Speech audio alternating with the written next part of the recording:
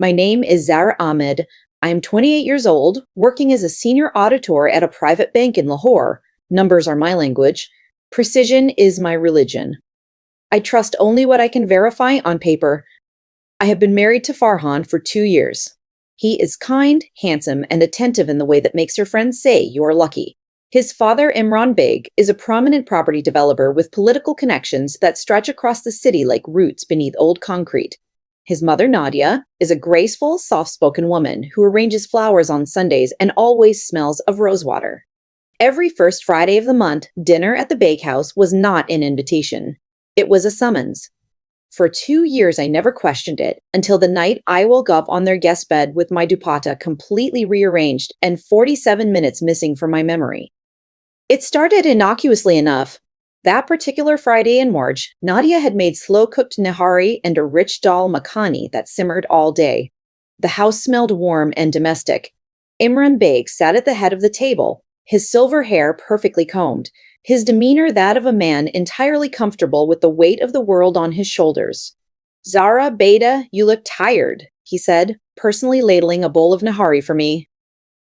"Office workers never eat properly. Eat, you need your strength." I smiled and thanked him. The nahari was rich, slightly bitter at the edges, but I assumed it was the spices. I ate half the bowl before the first wave hit me. It wasn't tiredness. I know tiredness. I know tiredness. This was something else entirely. It was as if someone had poured concrete into my skull. My thoughts became slow and thick. My fingers went numb around the spoon. The conversation at the table faded into a distant hum. "She looks pale," Nadia said, her voice arriving from somewhere far away. Imran's response was immediate and calm, almost rehearsed. "Take her to the guest room, Farhan. Let her rest." Farhan was at my side instantly, his arm around my waist, guiding me down the hallway. I remember the feeling of the cool bed sheet against my cheek. I remembered the ceiling fan spinning slowly above me. Then nothing. Absolute, impenetrable nothing. When I opened my eyes, the room was dark. My phone read 9:14 p.m. I had gone to lie down at approximately 6:30, nearly 3 hours. I sat up slowly, my head thick with residual fog. Farhan was seated in the corner armchair, scrolling on his phone. He looked up and smiled. "Finally! You really crashed. How long was I out? Almost 3 hours. Blood sugar probably dropped. You barely eat at home." I nodded slowly and reached up to adjust my hair. That was when I noticed. The pins in my bun were completely rearranged, as if someone had taken them out and put them back in precisely. And the top button of my kameez, the one I always fastened before leaving the house, was undone. I stared at it. "You probably tossed in your sleep," Farian said without looking up. I said nothing, but something cold and quiet settled in my chest that night and never fully left. The second time it happened was April. This time, Nadia made a rich seafood shorba. Again, Imran served my bowl personally. Again, within 20 minutes, that same concrete weight filled my skull. This time it came faster. My vision darkened at the edges. My body simply surrendered. When I woke up, my shoes had been removed. My watch, which I had been wearing, was on the bedside table. I never removed my watch. I lay completely still for several minutes, feigning sleep, listening. From the corridor outside the guest room, I heard two voices. Imran's voice, low and measured. "Everything fine?" Farjan's response, quieter. "Yes, she's still out." A pause. Then Imran, "Good. Tell Salim the paperwork needs to be ready by Sunday." Footsteps retreated. I lay there with my eyes closed and my heart slamming so hard against my ribs, I was certain they could hear it through the wall. I did not confront Farhan that night, or the next day, or the day after that, because I am an auditor. I do not make accusations without evidence. I build cases slowly, methodically, brick by brick, until the structure is so solid that no one can argue with it. So I began to build.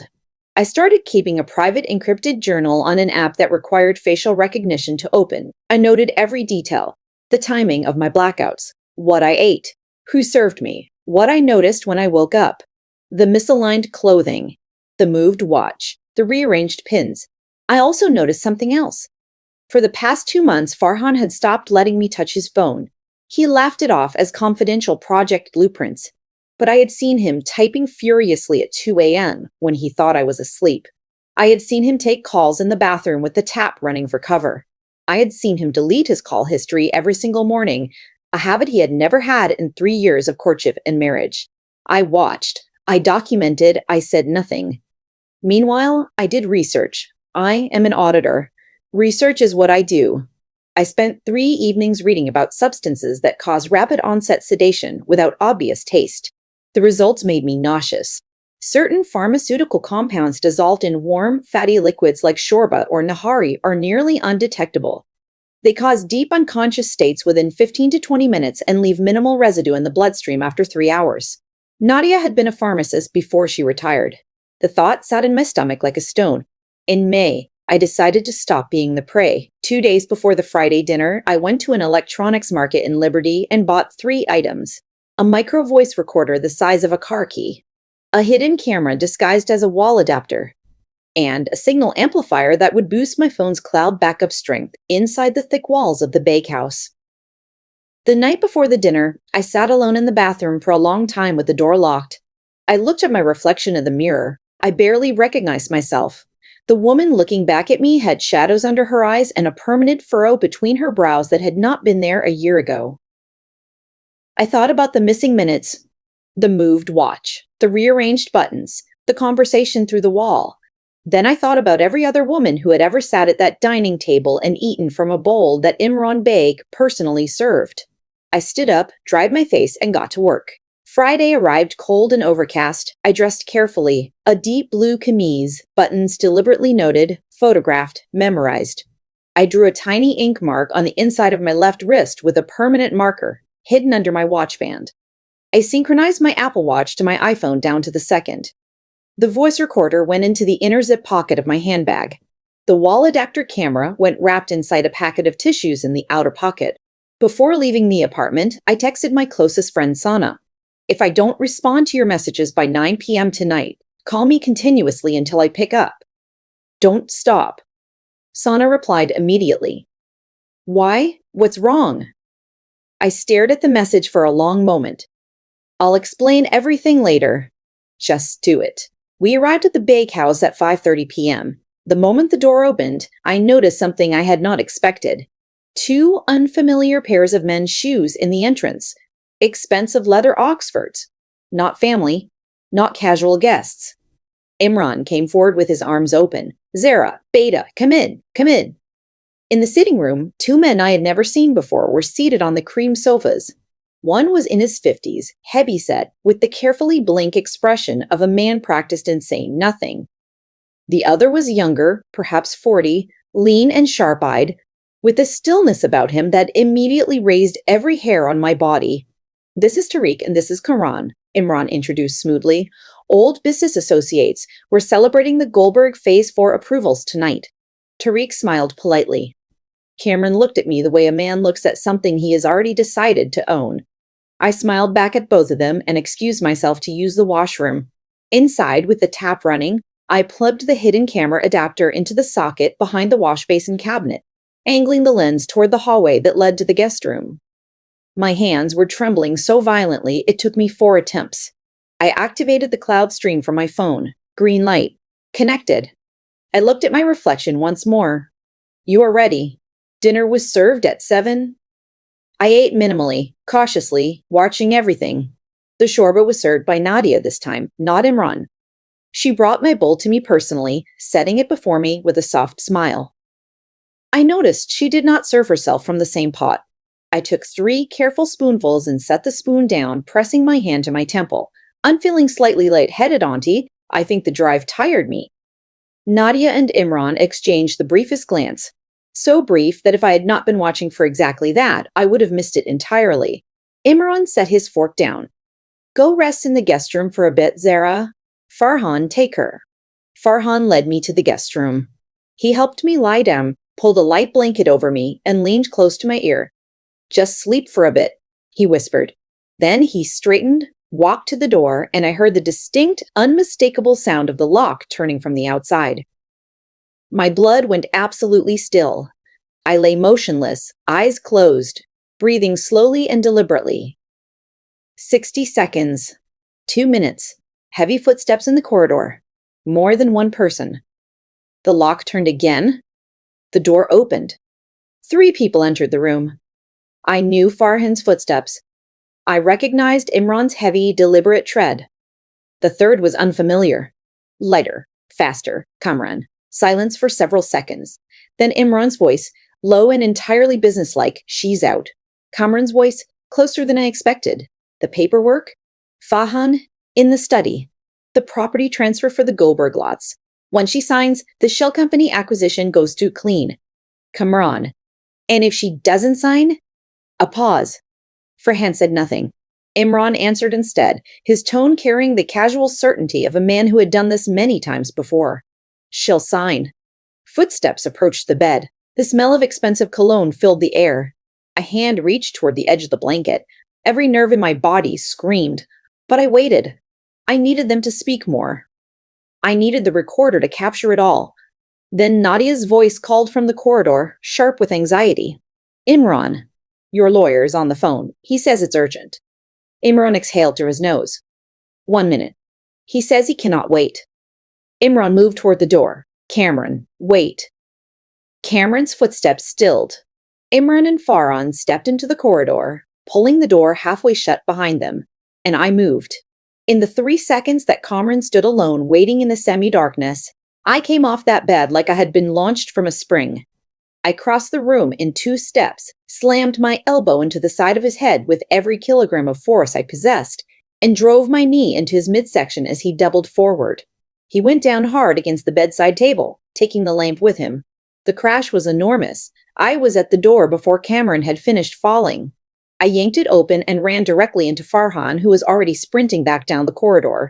"Zara, do not touch me." My voice came out of somewhere I did not know existed in me. Low. Absolutely cold. Utterly unrecognizable. Farhan reached for my arm. I wrenched it away with a violence that shocked us both. Imran appeared behind Farhan, his composure already reassembling itself like a mask being replaced. He held up both hands, his voice dropping to the register of a man accustomed to controlling rooms. "Zara, calm down and listen to me. The camera in the washroom has been streaming to my cloud server for the last 2 hours," I said clearly. "The voice recorder in my handbag has captured this entire conversation. I am telling you this not as a threat. I am telling you as a statement of fact." The color drained from Imran's face so completely it was like watching a light being switched off. Farhan went completely still. From the guest room, Kamran groaned. Nadia appeared at the end of the corridor, her hand pressed to her mouth. I looked at her. "You knew." Her eyes filled with tears. She said nothing, which was the loudest answer of all. I turned back to Imran. His jaw was working silently, the machinery of a lifetime of manipulation grinding against a situation it could not negotiate its way out of. "You have no idea," he began quietly, "what kind of people are involved in this. If you take this outside this house, I already have," I said. His eyes narrowed. "What?" "The live feed. I didn't just send it to my cloud server." Before he could respond, the sound arrived. First one siren, then 2. Then the unmistakable crackling of a police radio from the street outside. Then the knock on the front door. So heavy the windows shook in their frames. "Police. Open the door immediately." What followed was the organized chaos of consequence finally arriving. 4 uniformed officers and 2 plainclothes detectives came through the front door. The lead detective was a woman named Inspector Raheel Amir, sharp-eyed and entirely unhurried, with the calm of someone who has seen the inside of too many houses that looked perfectly normal from the street. Imran attempted his political card immediately. "Do you know who I am?" "This is a private family matter. There has been a misunderstanding." Inspector Mir looked at him the way a surgeon looks at an X-ray. "Mr. Imran Beg, we know exactly who you are. Step back, please." Farhan tried next. "Do you have a warrant?" Mir's colleague produced it without a word, signed 40 minutes ago. I stood in the corridor and watched my life dismantle itself around me in real time. It felt nothing like relief. It felt like standing in a building after an earthquake looking at the rubble of what used to be walls.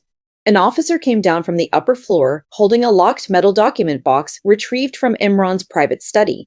When Mir opened it on the dining table, the contents made even the officers go quiet. Property deeds. shell company registrations, a stack of USB drives, and a handwritten ledger that documented, in Imran's own precise handwriting, the names of properties, acquisition dates, and next to several entry initials that I did not recognize. Other women, other dinners, other guest rooms. I had to sit down. Mir came and sat across from me, her voice dropping. Are you all right? I looked at her. How many others? She held my gaze steadily. We are still counting. Farhan was taken in for questioning but not immediately charged. Imran was arrested on the spot. Kamran, attempting to exit through the back garden, walked directly into two officers who had circled the perimeter. As they let Imran pass me in handcuffs, he stopped. The officers let him pause. He looked at me for a long moment with an expression I would spend years trying to interpret. It was not rage. It was not remorse. It was something colder than both. You have destroyed a great deal more than just this family tonight, he said quietly. I looked back at him. Good, I said. They took him out. Nadia found me standing alone in the corridor 20 minutes later. Everyone else was occupied. She looked as though she had aged 10 years in a single evening. She opened her mouth. I know what you were going to say, I told her quietly. Zara, did you know what was in the food you gave me? A very long silence. Then, almost inaudibly, I knew something was wrong. I didn't ask what, because not asking meant you didn't have to answer. She began to cry. I felt nothing. Not anger, not pity, just a terrible, exhausted clarity. Not asking is its own kind of answer, Auntie. I walked away from her and did not look back. I gave my statement at the precinct until well past midnight. Walking out into the pre-dawn air of Lahore, the city was performing its usual, indifferent routine. Street vendors setting up. A milk van making its rounds. Somewhere a rooster crowing with complete disregard for the hour. The victim advocate assigned to my case drove me to a secure guest house. I sat in the back seat and watched the city pass by the window and tried to locate, somewhere inside myself, what I was supposed to feel. I found nothing, just a vast, ringing silence. Over the following weeks, the case expanded in ways I had not anticipated. The USB drives from Imran's lockbox contained documentation spanning 6 years, property acquisition trails, coerced signatures obtained under duress, and in 3 instances, video recordings that confirmed what had been done to women who sat in that guest room before me. 4 other women came forward. Reading their statements, late at night in the guest house with my knees pulled to my chest, I felt something shift permanently inside me. We had never met. We would never fully understand each other's particular version of that night. But we were connected by the same locked door, the same bitter undertone in the food, the same waking up to a rearranged world. I reached out to 2 of them. One refused contact. I understood completely. The other, a woman named Maham who had gone through her own silent nightmare 18 months before mine, agreed to meet for tea. We sat across from each other in a small cafe in Gulberg and talked for 4 hours. At one point, we were both crying, and at another point, we were both laughing. The kind of desperate, slightly hysterical laughter that is really just grief wearing a different coat. Did you know when it was happening? She asked me. Not the first time, I said. By the 3rd time, I was certain. I never fought back, she said quietly. I always wondered what that meant about me. It means you survived, I told her. That is not nothing. That is everything. Farhan was formally charged 6 weeks after the initial arrest. Conspiracy, complicity in coercion, financial beneficiary of criminal enterprise.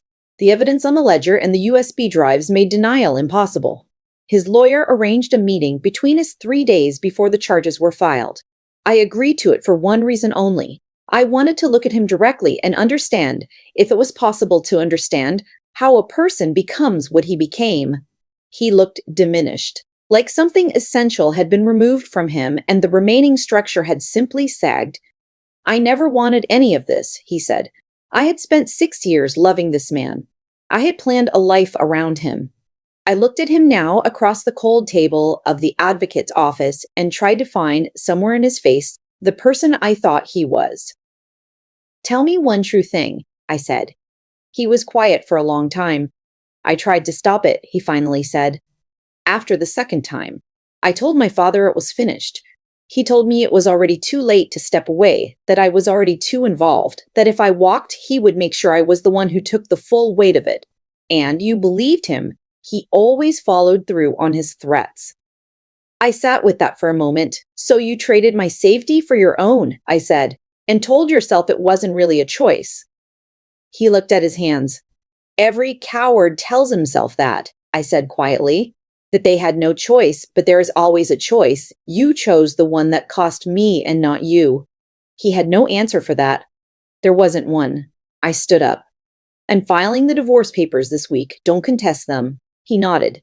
I walked out. I did not cry. I had already cried everything there was to cry about Farhan.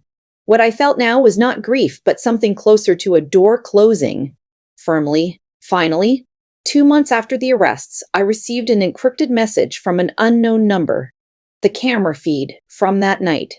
You didn't send it to the police yourself. I stopped breathing. I had not told anyone this. The feed had gone to my cloud server, but an anonymous encrypted tip to the cybercrime unit had simultaneously transmitted the live footage directly to the police complaint cell. Someone else had accessed my server in real time that night and forwarded the footage. Someone who had been watching. Someone who wanted the same outcome I did. I typed back, "Who are you?" The response came 3 minutes later. "Someone who was in that house long before you. I worked for your father-in-law for 4 years. I knew what that room was used for. I was afraid for a long time. When I saw the camera come online that night, I recognized what you were trying to do, so I helped." I read the message twice. "Why didn't you go to the police yourself?" "Because I had no evidence. Only knowledge.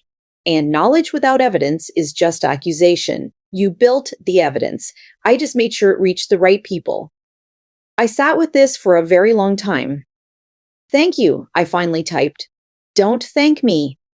I should have been braver years ago. I'm sorry I wasn't." The account disappeared after that message and never resurfaced. I never found out who it was. I made peace with that eventually. Some people do their good quietly and anonymously without wanting recognition or resolution. The world runs on such people far more than it acknowledges. The trial lasted 4 months. I testified for 2 days. Inspector Meir had prepared me thoroughly, but nothing truly prepares you for sitting in a witness box and describing in clinical, precise, sequential detail what was done to you while you were unconscious in front of a courtroom full of strangers and cameras, and the man who called himself your father-in-law seated 15 feet away. Imran watched me testify with the careful blankness of a man who has decided that expressions are a liability. I looked at him once, deliberately, directly, in the middle of my testimony. I held his gaze for a full 5 seconds. Then I looked back at the prosecutor and continued speaking. It was, I think, the most important 5 seconds of the entire proceeding, not legally. Personally, I needed him to see that I was not afraid of him anymore. I needed myself to see it too. On the day the verdict was delivered, Lahore was having one of those loud March thunderstorms that feel personal. Rain hammering the windows of the courthouse. Thunder so close you felt it in your chest. Imran Beg, guilty on all counts. 12 years. Cameron, guilty. 8 years. Farhan, guilty on charges of complicity and criminal conspiracy. 4 years, reduced for cooperation with the prosecution. 4 years. I had known intellectually that Farhan's cooperation had reduced his sentence. I had agreed to it as part of the prosecution's strategy. But hearing it stated aloud in that courtroom produced a sensation I had not anticipated. Not rage. Not relief. Just a profound, bone-deep sadness for the absolute waste of it. The waste of a man who could have been something better and chose not to be, and then spend 4 years paying for that choice in a cell, and would spend the rest of his life paying for it in ways that prison walls cannot contain. I walked out of the courthouse into the rain. I stood on the steps and let the water hit my face. The victim advocate came and stood beside me with an umbrella, offering it wordlessly. I shook my head. I stood in the rain for a full minute before going to the car. 6 months later, I handed in my resignation at the bank. Not because I could no longer do the work. I am still an auditor at heart. Numbers still make sense to me in a way that people sometimes don't. But the city had become a place I could no longer move through without the weight of everything that had happened, pressing down on every street corner, every familiar restaurant, every route I had driven for years. I packed what I could fit in my car. The rest went into storage. I drove north. I ended up in a small rented house in Marie, perched on the edge of a hill with a veranda that looked out over pine trees and, on clear mornings, the distant suggestion of snow-capped peaks. The neighbors were 3 houses away and never pried. The nearest proper city was an hour's drive. For the first 2 months, I slept with the windows locked and a chair wedged under the door handle. Old habits of fear. My dreams were loud and specific: the locked room, the footsteps in the corridor, the smell of expensive cologne in the darkness. But slowly, incrementally, the dreams began to thin. I started running in the mornings along the mountain road that wound up through the trees. At first, just 10 minutes before my lungs gave out. Eventually, 30. Eventually, an hour, with the cold air burning clean and sharp in my chest, and the pine trees standing like quiet witnesses on either side. I started cooking properly again for the first time in months. Complex dishes that required full attention, recipes my mother had taught me and that I had neglected during the years when Fairhands family dinners had turned food into something I associated with danger. Nothing for publication, just the account, the full, honest, detailed account of everything, beginning with the first Friday in March and ending with the rain outside the courthouse. I wrote it for myself because I am an auditor and auditors document everything, and because I needed to look at the complete picture laid out in sequential order and understand it as a whole rather than as a series of nightmares visiting me one at a time. Writing it took 3 weeks. Reading it back took 1 hour. Then I closed the document, archived it in encrypted storage, and went and made tea. Standing on the veranda with the cup warming my hands, looking out at the pines in the early evening light, I realized something. I had read the entire account without dissociating, without my hands shaking, without having to stop. It was still terrible. It was still the worst thing that had ever happened to me. But I had looked directly at it and not looked away. Maham called me that evening. The Victims' Restitution Fund disbursement came through, she said. I know. Mir texted me. What are you going to do with yours? I looked out at the darkening pines. I'm thinking about going back to university. Forensic accounting, cybersecurity law, something that points in a useful direction. A pause. You want to catch people like him? Maham said. I want to build cases that cannot be argued with. I said, I was always good at that. I just spent 2 years building one I never wanted to build. Turn it into something, she said quietly. People ask me if I hate Farhan. The honest answer is that I did for a while. A hot, consuming, exhausting hatred that I carried around like something too heavy to set down and too essential to drop. But hatred at that intensity requires constant fuel.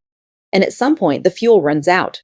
Not because you forgive, not because you forget, but because the anger simply cannot sustain itself at that pitch indefinitely. It burns down to something quieter. Something more like a permanent, settled knowledge of exactly what a person showed you they were capable of, filed away permanently, never to be revised. I do not hate him.